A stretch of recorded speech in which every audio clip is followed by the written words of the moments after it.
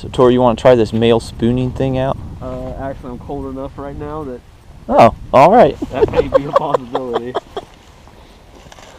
Tori, I were talking about how it's okay for girlfriends to spoon. Or according to your wife. According to my wife, girls, as friends with no strings attached, no sexual attraction. No either. sexual attraction, can spoon in groups. My wife called it a spoon train. If she hears this, she's probably going to be mad at me. And Tori and I were talking about how if a guy spooned, that's just gay. The only time a guy would spoon is if we were on Mount Everest, in a cave, about to freeze to death, and even at that we would question it. There would be serious questions. Until the very moment we had to, and then we would spoon. Talk shit the whole time. And yeah, so this is so fucking gay. So anyway, we're just sitting out here. What time is it now? 5:15, 5:20, maybe 5:30. I don't know. I lost my watch. There it is. 5:30.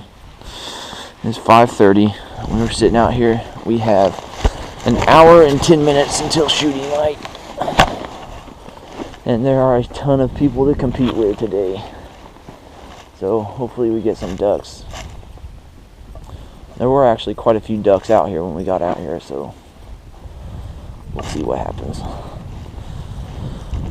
Anyway, we're gonna spoon, so you guys aren't invited. Well, it's about 15 minutes before shooting light. You gonna leave your gun case up here? No, I'll take it down there with me, put it in the sled. Let's get my ammo strapped on, and my calls strapped down. And before us, basically just lined up on this marsh every about 150 to 200 yards, so it's gonna be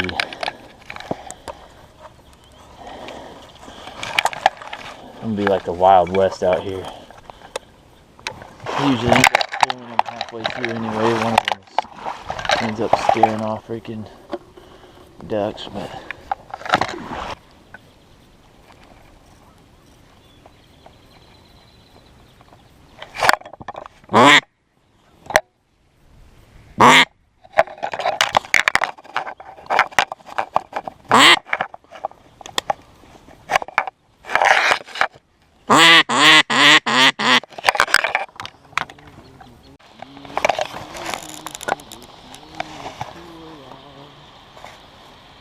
well, that is the difference that 300 or so yards makes. Is whoever's over in the hole I usually go in is shooting like crazy, and we haven't had a single duck look at us yet. Had a couple groups fly over, nothing even look. Move over there 300 yards, shooting like crazy. Move over here 300 yards, nothing. Nothing buzzing over our heads. A ton of blackbirds over in the reeds though. It's funny because every time someone shoots, they shut up for about 2 seconds. I think those are those geese looking things way out there. Oh, there's a peacock.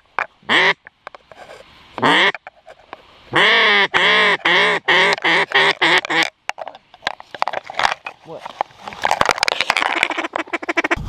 Millions of years, Tori. Just asked what the lifespan of a frog was. There was I just heard a goose.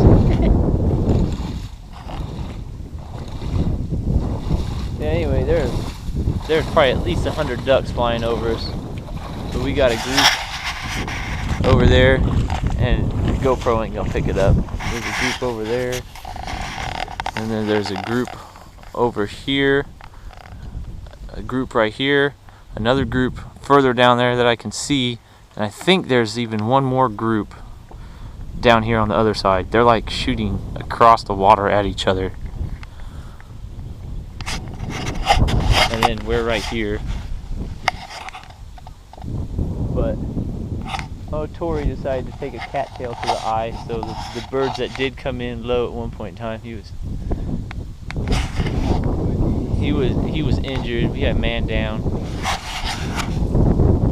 Eyeball down. We actually had one mallard come in. Yeah, the big group, they were coming down and they were coming low. But the way we're set up, the wind is in our face, so they're coming to try and land from behind us. And the sun is shining in our face. We go turn around the other way.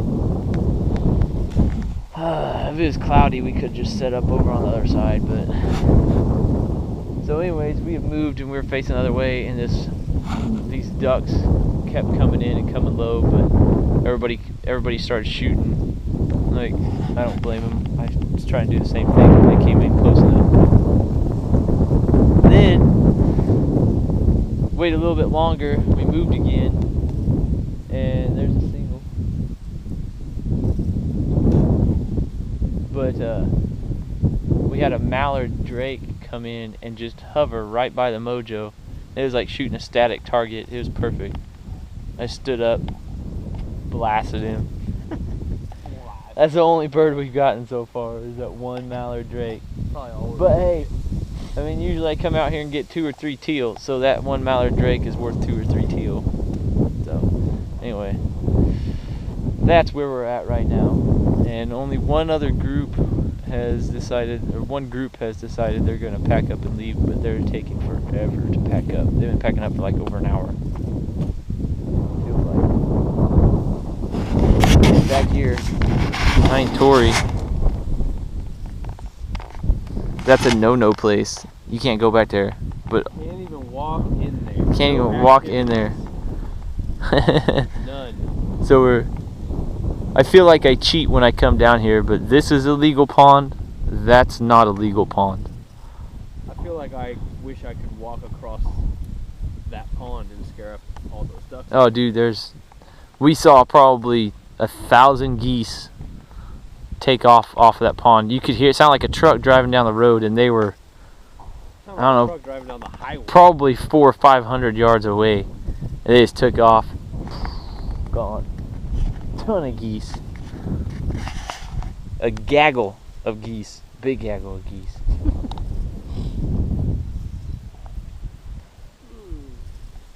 There's some more geese right there.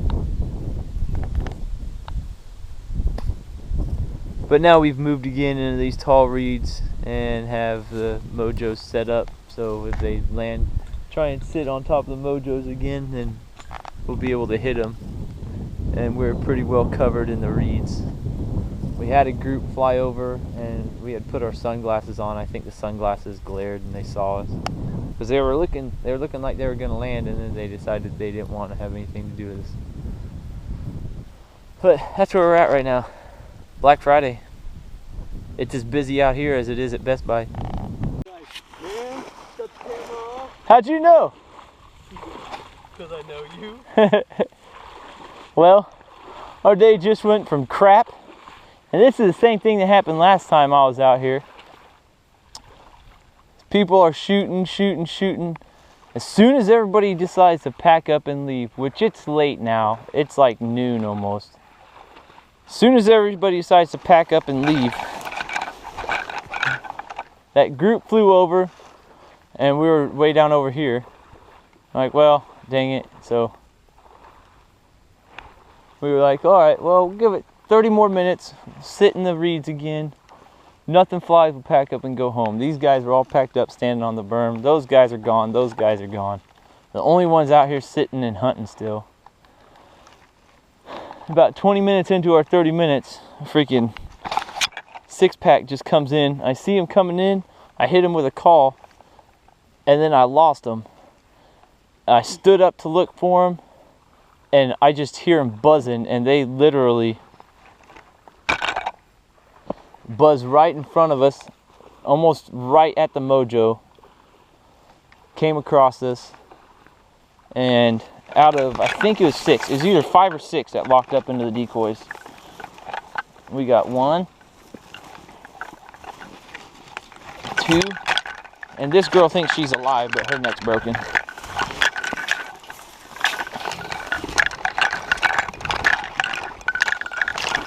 3 mallards. Hen, drake, hen. So now we're sitting on 2 drakes and 2 hens. And that's a small drake though.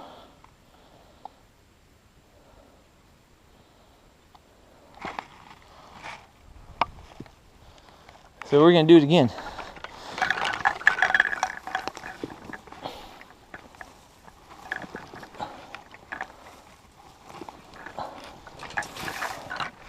We're gonna call 15 minutes and go sit in the reeds again. And I think Tori and I both hit that drake, and I swung over and hit 2 hens. I know some people do push-ups for that, but I'm not going to, because a duck is a duck as long as I don't shoot more hens, right?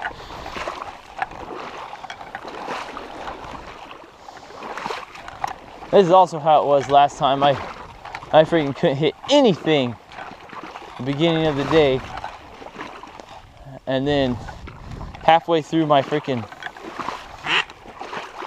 shells, all of a sudden I start freaking locking on. So we'll see. Sit here for another 15 minutes. I just turned my camera off because there's only a couple minutes left to record, and they came buzzing in, so I didn't get any of it on camera